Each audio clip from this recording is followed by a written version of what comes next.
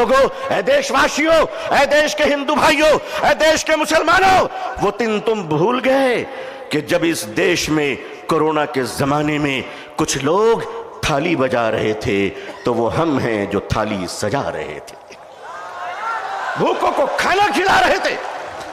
हमने क्या नहीं किया इस मुल्क के लिए?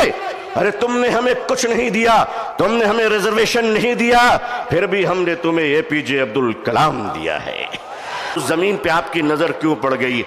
हम जानते हैं महाशय क्यों पड़ी है। इसलिए कि अब राजा देश नहीं चला रहा है, अब राजा रियल एस्टेट का कारोबार कर रहा है।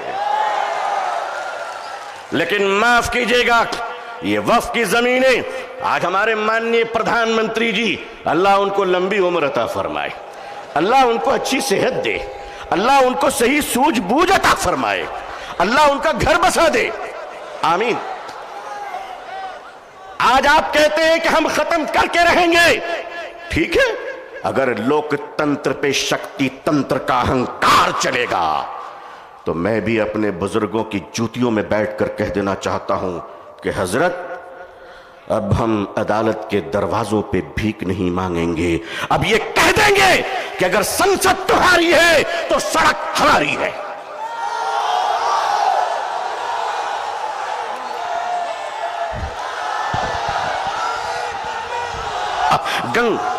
ऐ मेरे देश के हिंदू भाइयों, जिस गंगा के पवित्र जल से तुम स्नान कर कर पूजा करते हो, उसी पवित्र जल से हम भी वजू बनाकर मस्जिदों में नमाज पढ़ते हैं। खुश रहिए। सामीन इज़ाम, हमारे दीन कर्नाटका, ये जो आज इस मैदान में सरों का उमड़ता हुआ सैलाब है, वह अपने नौकरियों की तलाश में यहाँ नहीं आया है, बल्कि गुलाम मुस्तफ़ा बनकर आया है सल्लल्लाहु अलैहि वसल्लम। इस्लाम की तारीख बड़ी अजीब तारीख है। जब ये इस्लाम चला और आगे बढ़ा तो दार अरकम में मुट्ठी भर मुसलमान थे। मक्के के मुशरिकों ने कहा, हमारी तादाद के सामने इनकी हकीकत क्या है। इस्लाम आगे बढ़ता रहा। अबू जहल ने कहा, बढ़ने नहीं दूंगा। इस्लाम ने हिजरत की मक्के से और मदीने पहुंचा तो अब्दुल्ला बिन उबय बिन सलोल ने कहा, बढ़ने नहीं दूंगा। इस्लाम आगे बढ़ता रहा, यमन गया, शाम गया, कैसर और किसरा के सल्तनत में इस्लाम दाखिल हो गया। जालिम कहता रहा, आगे बढ़ने नहीं दूंगा। तातारियों के जुल्म की दास्तां ये कहती है कि उन्होंने सरों के मीनारे बनाए थे और कहा था कि इस्लाम को हमने मिटा दिया। दुनिया के जालिमों ने यह फैसला किया था कि इस्लाम के चिराग को जलने नहीं दूंगा। खुदा का फैसला था कि इसे हम बुझने नहीं देंगे। इधर आ सितमगर, हुनर आजमाए, तू तीर आजमा, हम जिगर आजमाए। ऐ लोगों, तुमने क्या समझ रखा है? हम जितने मुसलमान हैं उतने ही सीमेंटेड इंडियन भी हैं, उतने ही भारतीय भी हैं। हमें अपने ईमान की भी हिफाजत करना आता है, इस्लाम की भी हिफाजत करना आता है। ऐ भारत की धरती, याद रखना, अगर तुझ पर भी खतरा आया तो तेरी इज्जत को भी बचाना आता है।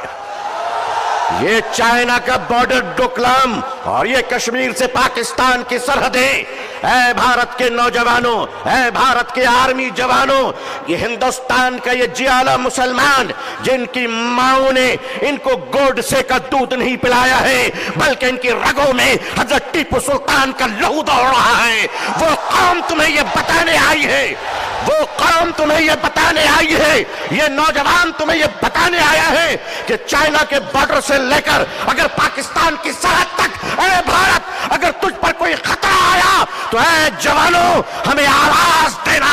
खुदा की कसम, हम अपने जवानों को, नौजवानों को, मुसलमानों को कफन पहनाकर सरहदों पे पहुंचा देंगे। अल्लाहु अकबर, अल्लाहु अकबर, अल्लाहु अकबर। मगर याद रखिएगा, चप्पलों के बगैर तो हम चल सकते हैं। इन चप्पलों से कोई पूछ ले कि हमारे बगैर निकल भी सकते हो? आता है निकलना, आता है चलना। यह हिंदुस्तान हमारा वतन है, इस वतन को कल भी हमने बचाया। मुश्किल यह है कि 47 में बदकिस्मती से हिंदुस्तान का बंटवारा हुआ था, 2024 में लोग दिलों का बंटवारा करना चाह रहे हैं। हम इस दिल का बंटवारा होने नहीं देंगे। भारत के अपने प्रिय हिंदू भाइयों से मैं उनका आशीर्वाद और दुआएं लेकर उन्हें कहना चाहता हूं, हिंदू भाइयों, हम आपके बगैर नहीं, आप हमारे बगैर नहीं।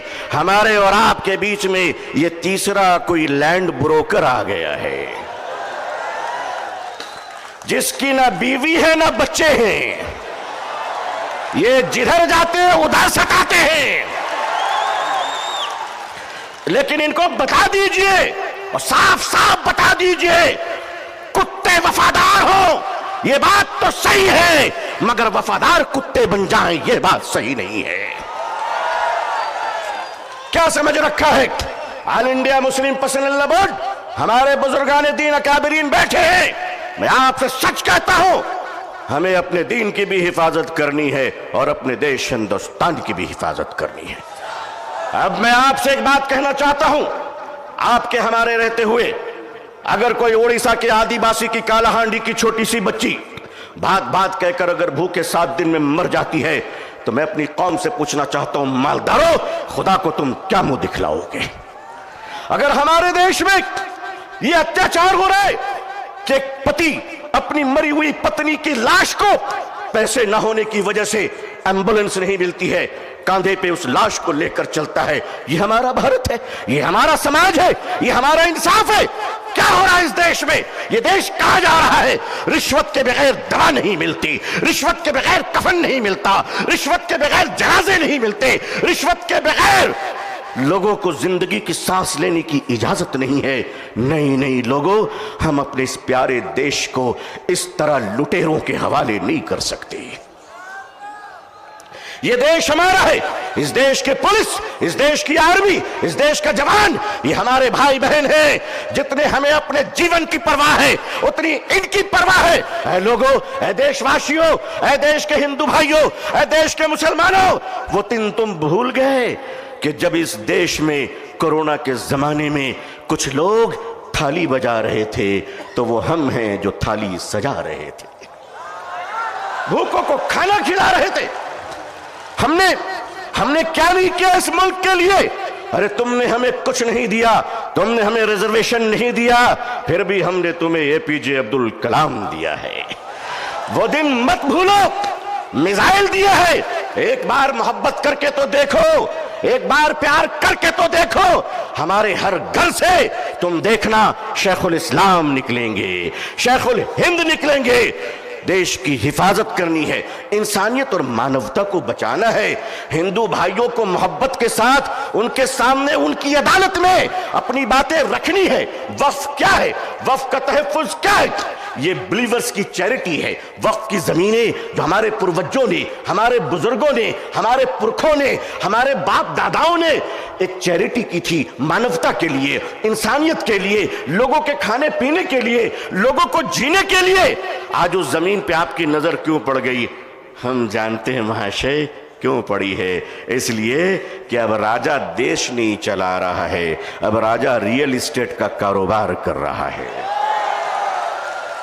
लेकिन माफ कीजिएगा, ये वक्फ की जमीनें आज हमारे माननीय प्रधानमंत्री जी, अल्लाह उनको लंबी उम्र अता फरमाए, अल्लाह उनको अच्छी सेहत दे, अल्लाह उनको सही सूझबूझ अता फरमाए, अल्लाह उनका घर बसा दे, आमीन। आज आप कहते हैं कि हम खत्म करके रहेंगे, ठीक है। अगर लोकतंत्र पे शक्ति तंत्र का अहंकार चलेगा तो मैं भी अपने बुजुर्गों की जूतियों में बैठकर कह देना चाहता हूं कि हजरत, अब हम अदालत के दरवाजों पे भीख नहीं मांगेंगे। अब ये कह देंगे कि अगर संसद तुम्हारी है तो सड़क हमारी है।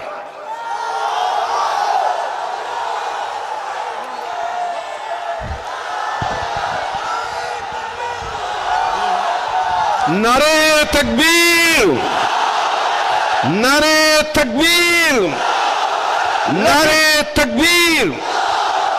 लेकिन जब मुसलमान सड़क पर चलेगा तो एक तिनका नहीं जलना चाहिए, किसी बस पे पत्थर नहीं चलना चाहिए। संविधान के अंदर, लोकतंत्र के अंदर अपनी आवाज को बुलंद करना है और इस देश के हिंदू भाइयों को भी प्रेम से अपने गले लगाकर अपनी बात रखकर इंसाफ की लड़ाई लड़नी है।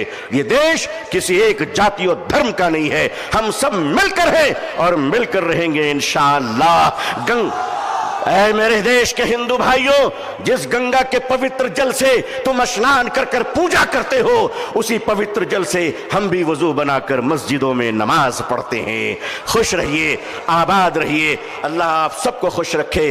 बेंगलोर की ये तारीखी सरजमीन, ऑल इंडिया मुस्लिम पसंदीदा बोर्ड का इजलास, ये तारीखी इजलास है जहां फैसले भी हुए हैं, तत्हीर भी हुए हैं, जुरत किरदार और हिम्मत हक गोई का मुजाहरा भी हुआ है। अकाबिरीन की खिदमत में सैकड़ों सलाम पेश है, आपकी जुरत को सलाम है। लोगों तैयार रहना, अगर अकाबिरीन आवाज दे तो अब अगर जिंदा हो तो जिंदा होने का सबूत पेश कर देना। अल्लाह खुश रखे। आखिर दावाना अल्हम्दुलिल्लाहि रब्बिल आलमीन।